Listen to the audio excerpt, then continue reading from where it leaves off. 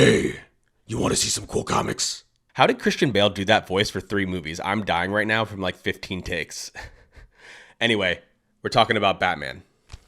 And I've got some really cool comics to show you. Okay, what I have here is Batman number 188 from 1966. That makes this book almost 60 years old, and it's from the middle of the Silver Age. The artist was Sheldon Moldoff, and the writer was Robert Kinnear. What's cool about this book and what makes it a key is that it's the first appearance of the Eraser.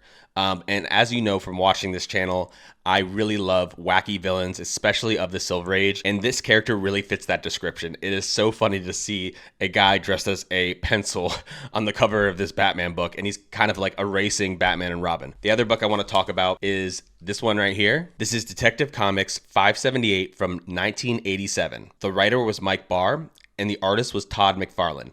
Now, you'll also know if you watch this channel that I absolutely love Todd McFarlane art. I've got some Todd McFarlane work behind me. There's a Spawn right there, and I've got some other stuff with Spider-Man's around here somewhere. You know, I think Todd McFarlane is one of the best modern comic book artists of all time. I consider him modern because he really started in the 80s, and that's after the, gold, silver, and bronze age. This is Batman Year 2, Part 4. Now, he did the covers for Part 2, 3, and 4. They're all iconic looking. I would love to own all of them. He didn't do the cover for Part 1. But probably his most famous Batman cover, which I still have yet to get in my collection, although I've been looking for it, is Batman 423. And yeah, that one is really, really beautiful. So with Batman and the cape going everywhere and he's kind of shrouded in shadow. Yeah, would definitely love to get that one in my collection as well. But this one, I'm very happy to get this. It's absolutely beautiful. I love how he's got the hook here. And what's going on?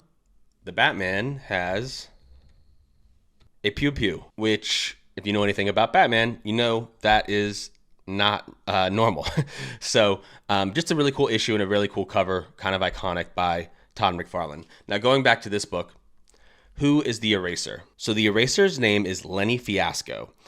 He was a student who didn't do very good in school and was a classmate of Bruce Wayne. He would go on to drop out of school and pursue a criminal career where he was known as the Eraser. Why he was known as the Eraser is because he was able to remove evidence from crime scenes, making it impossible for the police to find clues, and he even stymied Batman and Robin, the greatest detectives in the world. Whenever I'm looking through a long box and I see this Batman logo, I always pull those books out because there's so many cool old school Batman covers and key issues from the Silver Age. It's really nostalgic, and it's really kind of a trip back to an older time in the 60s.